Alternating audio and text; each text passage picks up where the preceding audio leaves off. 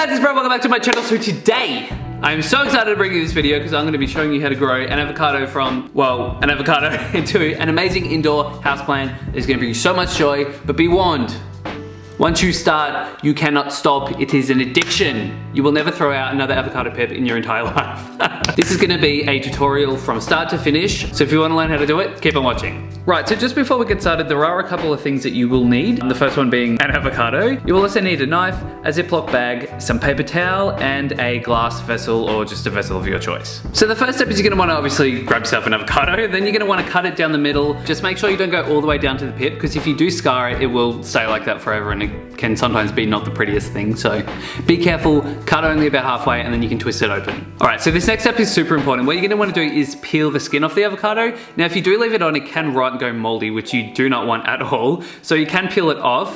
Sometimes it is not the easiest thing to get off at all. So you can soak it overnight or a couple of days, which might make it a little bit easier to peel the skin off. But yeah, you're gonna wanna take all of that off. Right, so now they got you peeled pip, you're gonna wanna grab some paper towel and run that underwater, wring it out a bit so it's not literally sopping wet, and you're gonna wanna wrap the pip in that and then put it inside of a Ziploc bag. With this step, you do wanna seal it so that it keeps all the humidity inside of the bag. This just kinda helps that process go a lot faster because it's extremely hella humid in that bag and you want to keep that. So now to storage. I generally keep mine in the pantry because they're kind of ugly, but you can put them on a windowsill, on your dining table, it really doesn't matter. Just keep them in a cool, dry place anywhere but the fridge. So after about a week or two, you're gonna wanna check for a root. Now this can vary from avocado to avocado. I've done some before that have taken 7 days, which is really, really quick, and some that have taken up to 4 weeks. But if your pip isn't ready yet, it's okay, it will happen. You just wrap it back up, chuck it back in the pantry. If the paper towel does need replacing, you can replace it. If it gets a bit moldy, it has happened to me sometimes, just replace it, it'll be totally fine. But you won't need to re-dampen the paper towel, it will stay damp because of the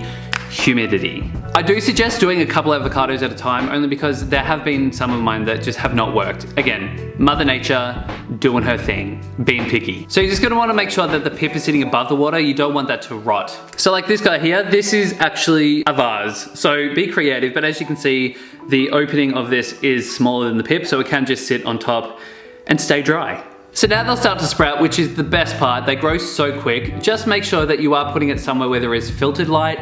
If you do put them in direct light, they can burn, the leaves will burn, it's not cute. Poor little plant, we do not want that. And also make sure that you change the water about every 10 to 14 days. You can tell when it needs changing because the water gets a bit murky, bit green. It's not the cutest. The roots are pretty hardy, so you can pull it out of the vessel, clean the vessel, fill it back up with water, and put it back in its little house. So this little guy is about a month old now. He's so happy, going so strong. I've actually got it in a vase that I just found at West Elm. So many vases have small openings, so they work perfectly for avocados. Now the reason why I've got this guy up here is because I get a lot of questions about these little dots on the roots. When your avocado pip first starts to grow, it'll just be a completely normal root, but then as it matures, it gets these big white clumpy things on the roots, and a lot of you guys freak out and send me messages like, what on earth is happening to my plant? But this is completely normal. It's just kind of not normal to see roots not in soil. So I'm in no way, shape or form a plant professional, but I have been told that these help absorb nutrients. So they're completely normal, and don't freak out. It will happen to all of yours. So now that your plant is getting really big, really strong, it's really happy in the water, when do you put it in soil? I get this question so often, and the answer is whenever the hell you want. But it's true, they can stay in water forever. They will be capped at a certain level in water, and you will notice they will kind of stop growing. They won't die, they just will slow down a lot and not be super happy and growing really, really quick. You can transfer them to soil. I've done them with a couple of mine, but again, it's completely up to you. I really, really like how they look in their vases. I think they look awesome. So you can keep some in vases, pot some, completely up to you. So yeah, there is absolutely no rush. They can live in water forever. So on that note, if you do want to plant your avocado in soil, this is one that I planted a couple of months ago now. He's super happy, super strong, love him to death. I just use a premium potting mix. I did mix in some orchid bark into this. This just kind of helps with airflow and drainage. You don't have to if you don't want to. They're pretty chill. When I planted this guy, I left the pip above the soil.